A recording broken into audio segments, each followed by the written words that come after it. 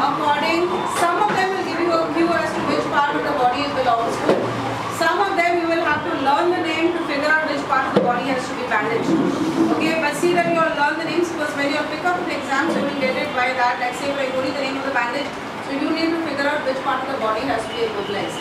Okay, don't go and immobilize the wrong part of the body. Now the first one that we will be doing today is called the arm sling, which is the most common. So by the term you should understand it is the arm. Now the arm sling is done for the forearm. Now in the forearm we have two bones. What are the names of those bones? Radius and ulna. Okay, the radius and ulna. So either one of those bones. Now when you have a fracture, what happens? How do you come to know whether it's a fracture or a sprain? Swells. And you can't move your hand. It doesn't bruise on Fracture, you have almost instantaneous swelling. It will not support the part of the body. You won't be able to have that movement. If it's your limb, you won't be able to stand up. Because it won't support the part of the body. Whereas in the case of a sprain, it is gradual swelling that comes in. Okay? So that is the reason why we need immobilization when it comes to a fracture. Now if it is, put the hand like this and then support it with a sling so that this is an additional support. Sometimes they put a splint on either side. A splint is a wooden board and you have to tie it very loose because you have to leave the space for the swelling circulation in case if there is swelling. We just said no that almost instantaneous swelling is there and it keeps swelling up to quite a large extent. So you have to ensure that before you tie the sling. Okay. Now we'll only be doing the sling. Let the part of the whichever one is moved towards the body, let it rest towards the body. Remember the person is injured, so don't manhandle the person. Let it rest. Okay. Be gentle with the person. Now this is the tip of the bandage. It has to be slid under the hand. Relax. Gradually slip it from underneath. Keep the tip towards the elbow. This goes around the neck towards the injured side. All knots come on the injured side, but as always there is always one exception to the rule. So we will do the one exception after this. Okay. So it goes around the neck towards the injured side. Then you pick this one from the front and then tie, as we have learned, the reef knot in the clavicle. What is this clavicle? Is here. Okay, this depression that is there in the collarbone is called the clavicle. The reason is so that it will not rub against the bone. Okay, now if there is a collar, put it below the collar. If there is a shirt like this, you can pull it up and put it like this so that it doesn't chafe the skin. But if there is a deep neck, then you can't do anything about it. Okay, so then you will tie the reef knot here. Once you tie the reef knot, this extra part of the material will go underneath. Now what do you do? When you are tying this knot, you can figure out whether the hand is straight or not. Initially to start with you keep looking at it. But after that, when you pick it up, the minute you get the resistance in your hand, you know that it has got the weight of the hand. Okay? Then you will see that this covers the entire length. On the side you have to make it tight. So for that you will bring the back one ahead first, right angles. Okay? Then the front one you will pull it to the maximum extent so that it is tight and then you will cut it. So that you find that the entire palm is covered. Okay? Fine, I'll give it, you can stop. Give it one. Okay? You can see this, the tip of the bandage towards the elbow, around the neck. Do not let this tip ride up because if it rides up, you will not have the material to tuck it in. Okay? Take it up, and that is essential because the elbow also has to rest. Pick it up, make sure that you get the weight within your hand when you are tying it up so that it is tight enough.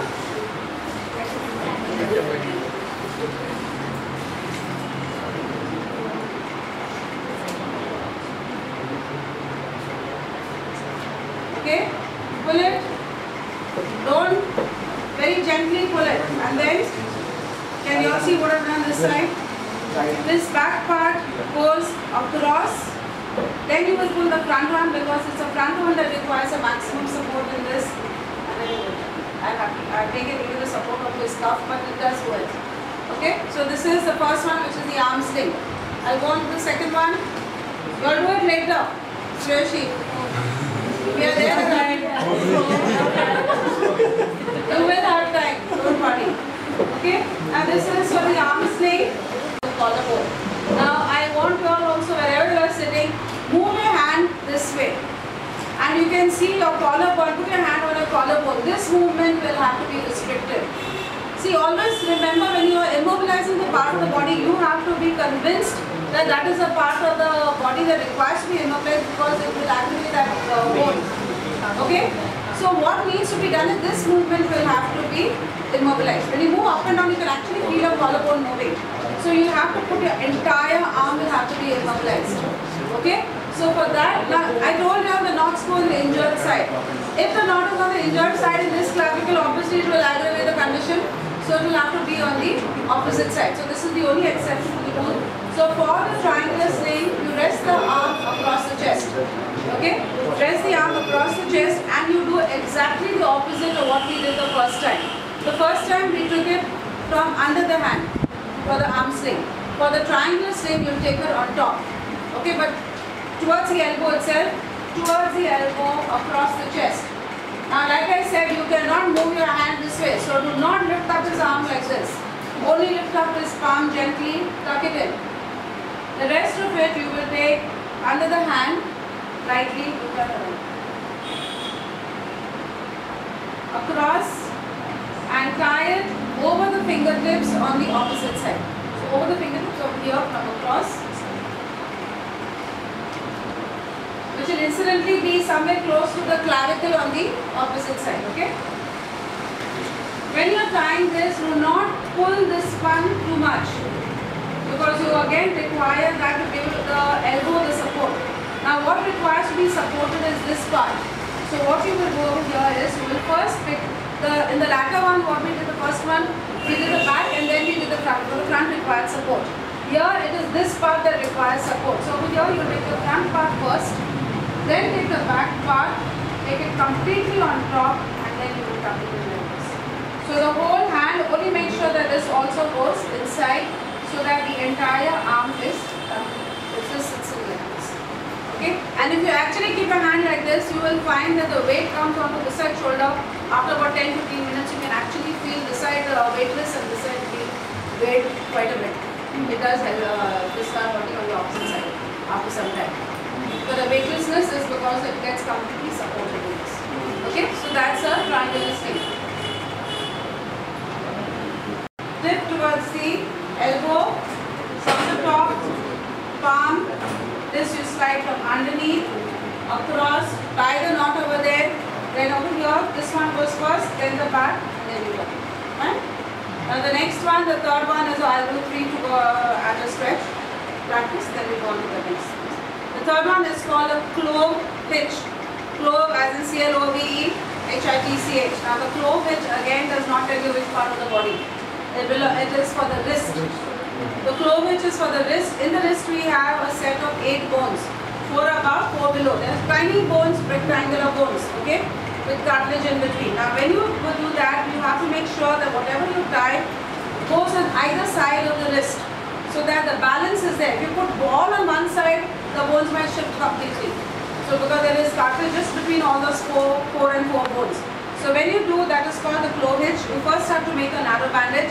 Do not go narrow bandage like this, Salman Khan style. Please make a proper narrow bandage like how you do for a scarf. Okay?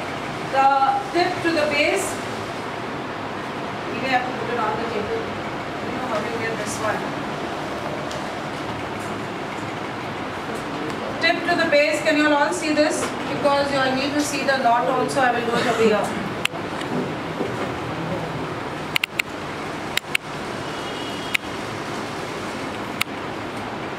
Across, okay, and then one more time. You find that the bandage is too broad, maybe you can take one more. Then what do? You do a figure of 8. A figure of 8 but with the 2 ends on the inner side. Now one end will go towards that side and one end towards the opposite side. So the 2 open ends on the inner side, okay. Put this together and hold this knot on the top.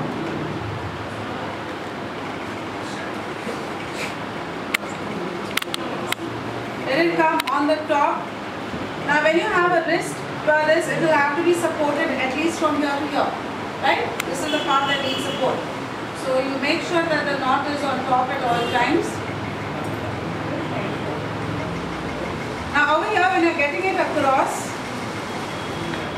if you keep it, you can see this line here across. Can you see this across that comes this way? If I twist it like this, it will go together.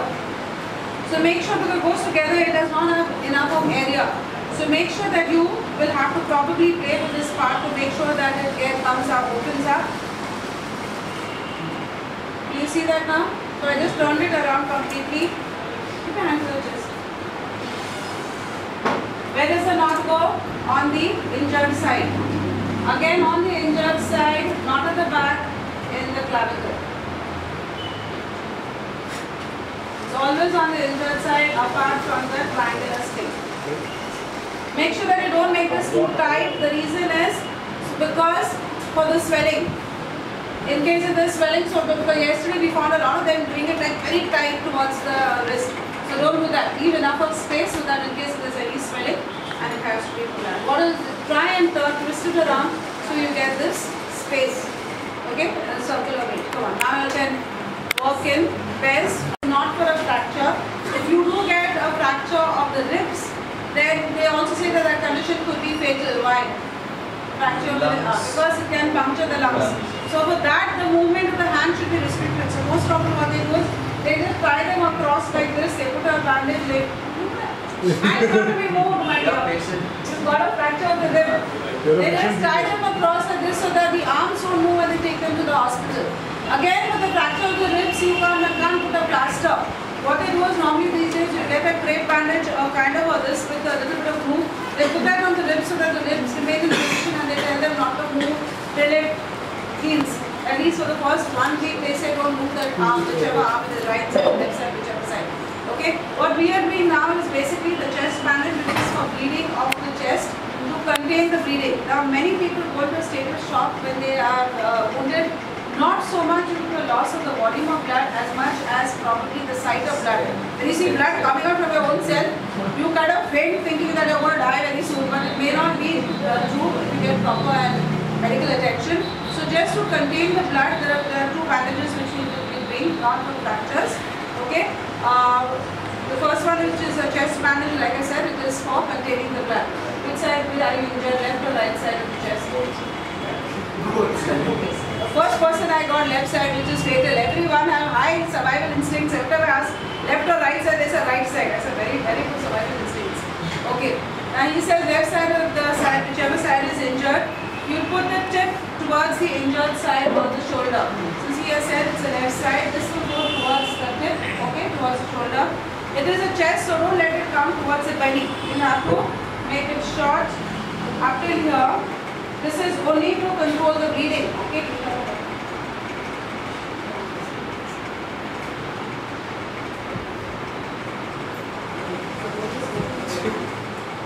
Now this is the only one which has got two knots. Suppose it's bleeding, you put whatever kind of dressing that you can manage to get, cotton or whatever, a cloth also, whatever, to absorb the blood, put it within and then put the bandage on top. Okay, you take the other side, the far end, tie a knot below the shoulder blade. If you tie it in the center, it gets pulled back. So that will cause even more harm to the person because it gets pulled back. Bring it towards the lower part of the injured side of the shoulder blade.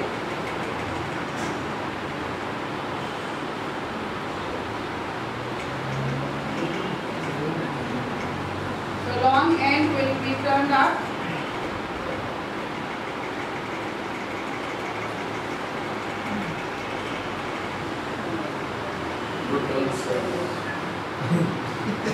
Yes, very nice.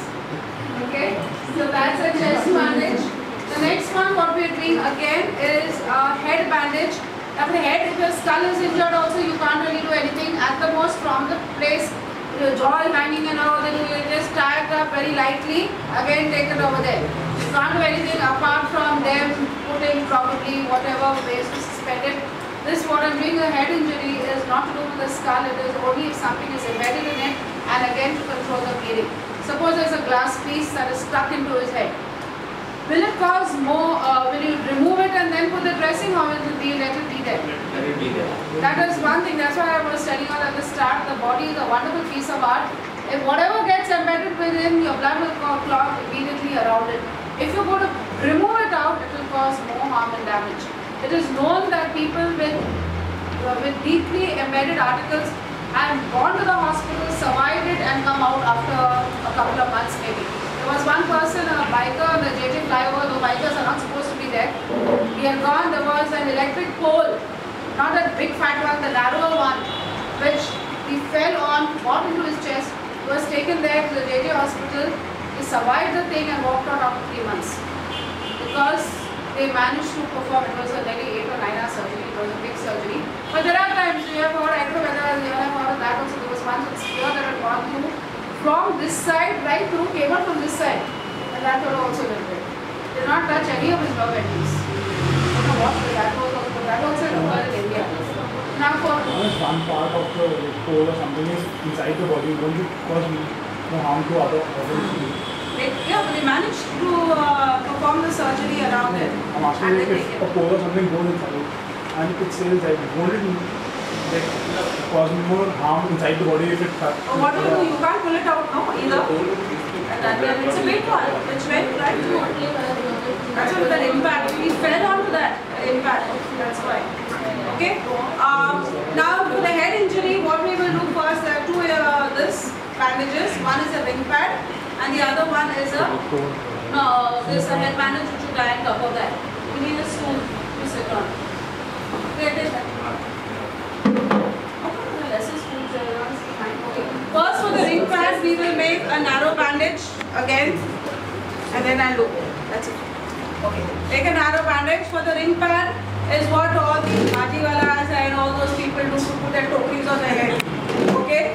So you will take the narrow bandage twice around your hand, cross the open end, and then twist it right around the circle.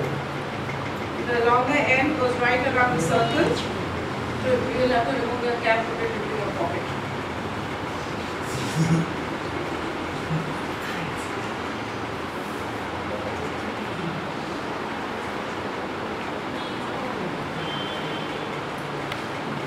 And the two open ends, just knot it up. Now this is done to put it around the place wherever we will convert it to a sardar.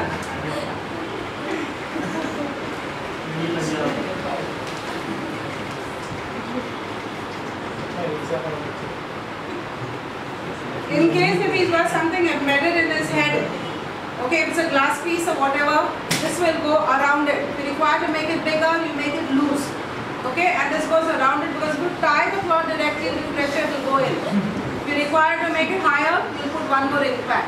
Okay, so let's put the ring pad here. Assume there's something stuck in his head over here.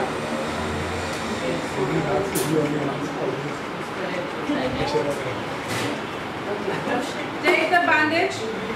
If necessary, make a small little hem so that it will remain firm. Put it across the forehead. Do not cover his eyes. Around the ears. On top.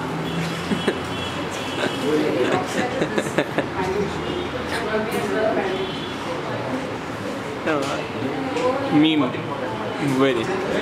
Zoom क्या है? Picture भी लूँ?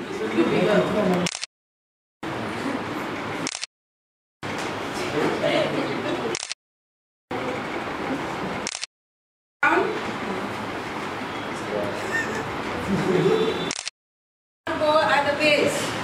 Okay? Cross it over here. No knot. Pressure points. No knots on those pressure points like on your temples. You put too much of pressure, you will faint just that only. Because those are your pressure points. Similarly over here, what is the vein that you have? In fact, this is the strongest part that you get. The jugular vein. This has got the strongest pulse. That's why when you want to know if someone is alive or dead, they always check over here. Okay? So don't tie the knot over here either. The knot has to be tied on wherever there is hard bone. So just cross it at the nape of the neck. Bring it to the front.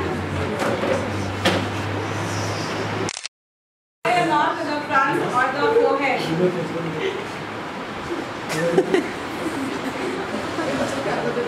don't leave these things hanging.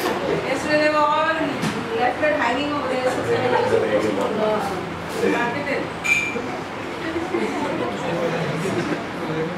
Okay. And this part that is there, just tuck it in. So that's for the head bandage and the bandage on top. So do the next one. All I would do now is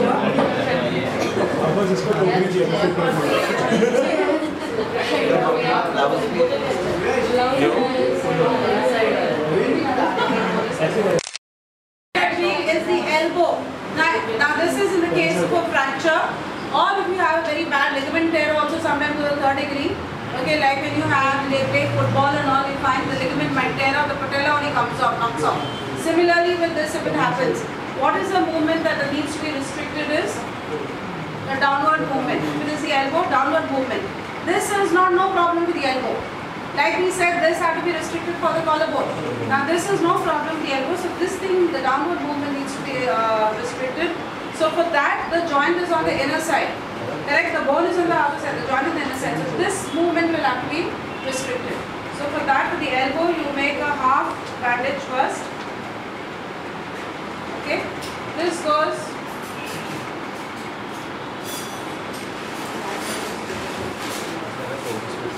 Tip goes towards the upper arm.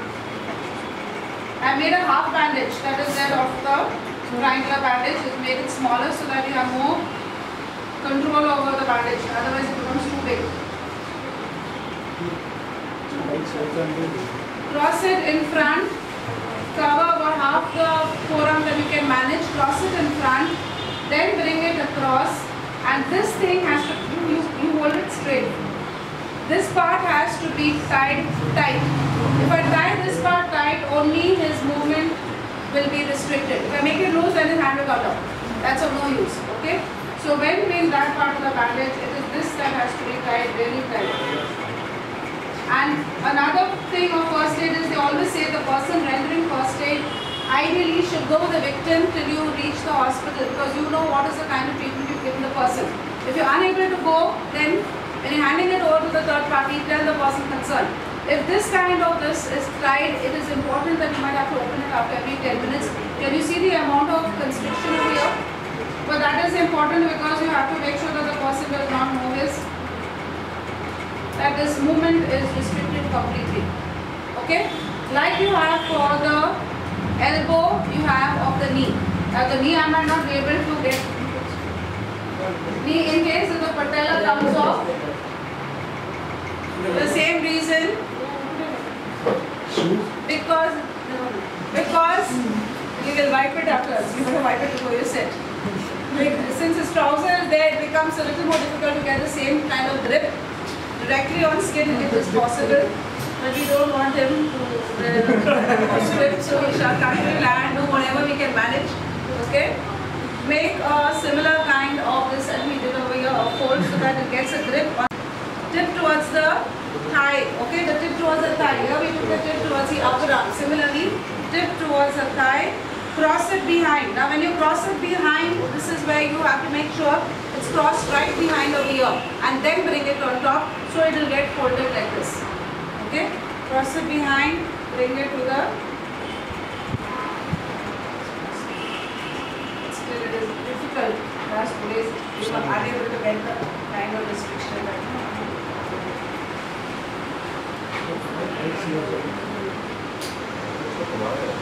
You can put it in, it's fine, and just leave it like that. Right? Bring your legs straight. It was possible because, like I said, it is because of the trouser. So that the movement again to the lower part of the movement is restricted. Okay? So we finish with 4 with the chest and the knee, elbow, knee, head, chest. There's one more last one I will change because I have to put it on the stomach. One of you please take. Okay, last one is for the shoulder. The last one is the shoulder bandage. Shoulder, you have a ball and socket joint, correct? You all know that there is a ball and socket joint for the shoulder as well as the hip. If the ball and socket joint slips out, then you require to restrict this movement of the shoulder. Okay? But there is no problem otherwise, but you will require to use a combination of two. Now when you have, that is over here, it is not going to do anything with the collarbone. Okay, the ball and socket joint is here. You must have seen people play lawn tennis and all, if they have this problem, they put their shoulder back like this. There are many people who do that. They put it back, that ball and socket joint. After some time they rest and they go back and they play and it just gets dislocated. Yeah, a lot of people do that. They have weak ligaments when that happens. Okay, now for the ball and socket joint is the shoulder joint. You require two bandages. The first one will go across the shoulder. This will not immobilize it yet. Okay, across the shoulder, the tip goes across the shoulder long enough and just tie it across like this.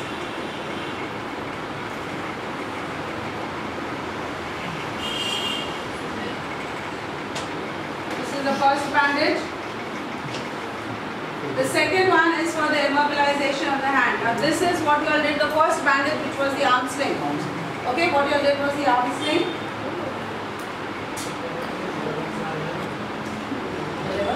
Under the arm.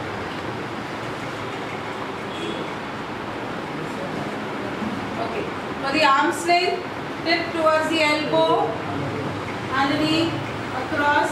Now here the knot will come on the injured side, is not a problem because the shoulder is here. We are tying the knot over here. But when you tie the knot, make sure that this thing is there under that. Okay?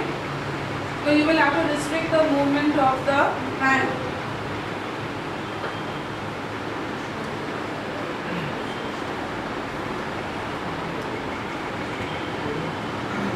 Relax.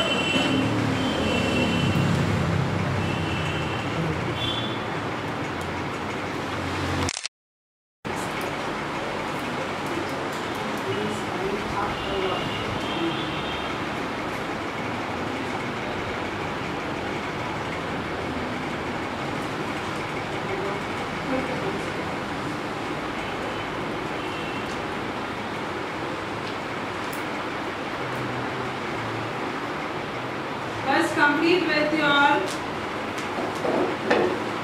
arm sling completely that we did. This one, pull it, cut it in. Finish your arm sling first. Once you finish your arm sling, okay, you finish your arm sling, what do you do with this one that you have put? You have completely covered the shoulder. Pull it completely because this gives it the support. So reinforcement, pull it completely and then tuck it in under this one. That is for shoulder. Okay? Shoulders you have one and then one arm sling. That's that. We have done all the 8 arm sling, triangular sling, flow hitch. When we did the chest bandage, head bandage, which was a ring pad and the head on top, elbow, knee and shoulder. Okay? Come on. We'll practice the next 5 now. Practice.